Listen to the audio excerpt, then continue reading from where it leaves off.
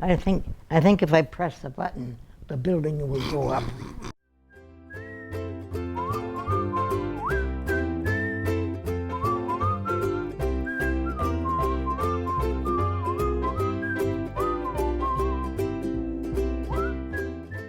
The Paddie and Maddie show was we were going to do a talent show of all the people in Quail Hollow.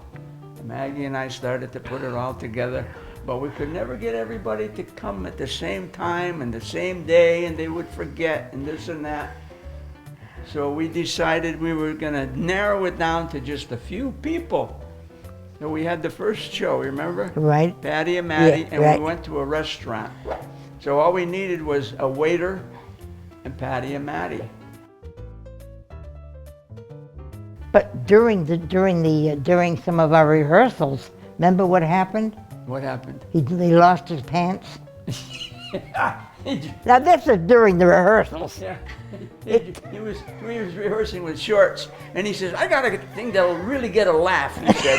When I come out and I bring you steaks, he says, I'm gonna drop my pants. I said, no, you can't do that, no. But he did. He did. Yeah. Just for the rehearsal. Anything for a laugh, you know. But that was the first show, and it was a hit. We had it right in this room here. We filled the room up completely, and the price was right. You know, it was a free admission, so everybody flocked over. You know, that's the magic word over here.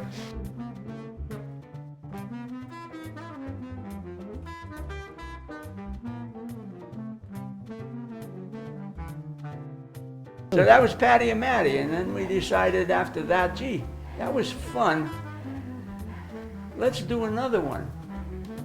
So I wrote a script, and I told Maddie, I said, I'm going to take you over to a place called Quail Hollow. And she said, what is that, a campground? I said, no, it's a senior living community, right? Right.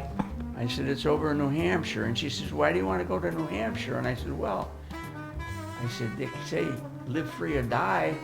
I said, we can live free over there. I said, we're not dead yet. Not right? yet, no, not yet. So Right. we went over, and we came here, and there was a show on. And there was all people in here, and they were milling around, and they were having some fun. And we broke in and crashed in, and we came through, and we caused all kinds of havoc. Right. You remember? Yes. And Yeah. Rita, at that point, became one of the cast members.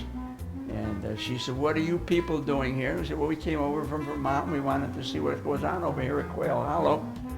And Maddie was causing all kinds of havoc. Me. So anyway, before we left, we told the announcer Rita that we liked Quail Hollow, and we thought we'd like to put an application in and move over here, right? That's right. And that went over big too. And, Yeah. they said, oh no, but they had to accept our application, you know, so we did. We applied for a room or an apartment, and That was that show, right? that Yeah. was the second show. Right, yeah. So then, all the cast said, this is great, let's keep this going, let's really do it now. So we got a couple of more people involved too, the cast got bigger. It's a lot of work. He does the whole thing. He really does. And then he'll come up to me every week, and then we sit there in my apartment and laugh. Because he reads me what he's written, and we. But Yes. you know, the people don't realize.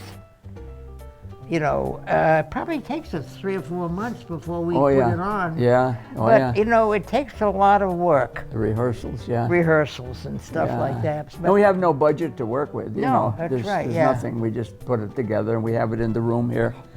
And it's a perfect place. Right. I used to write some shows before I came up here. I used to do a show, I called it The Rockefellers.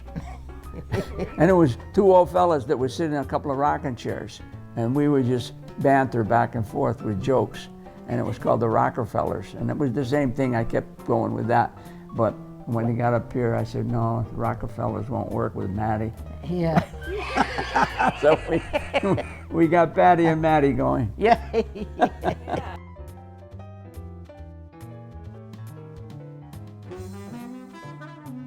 How do we meet? I guess we met in the elevator one day. We moved up here 5 years ago. Maggie had been up here longer than that. It'll be 9 in July. And I pushed the button, the elevator come down, and there was Maggie. And she looked at me, and I looked at her, and my wife Barbara was with me, and Yeah, I his guess wife. you said something that got us laughing. I don't know what it was now, but I said, "Oh, this neighbor's going to be fun."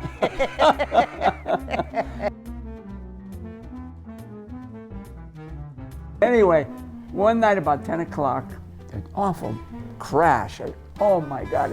I held it to my wife Barbara. I said, "I think Maggie fell out of bed." Oh, she says, "What should we do?" I said, "Well, we got to check on her." I said, "I'll call her up." So I called up Maggie, and Maggie answered the phone. She says, "Hello," like she usually does. "Hello." I said, "Maggie, you all right?" She says, "Yes." "Why?"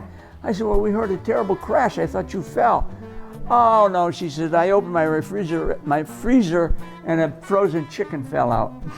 I said, "Oh no." So I said, "Well, anytime you need us, just drop a chicken and we'll come running." So, now she's up to turkeys now, right? I'm up to turkey because I've done it a couple times, but you haven't answered. And I feel like calling up and say, I just fell out. Where are you?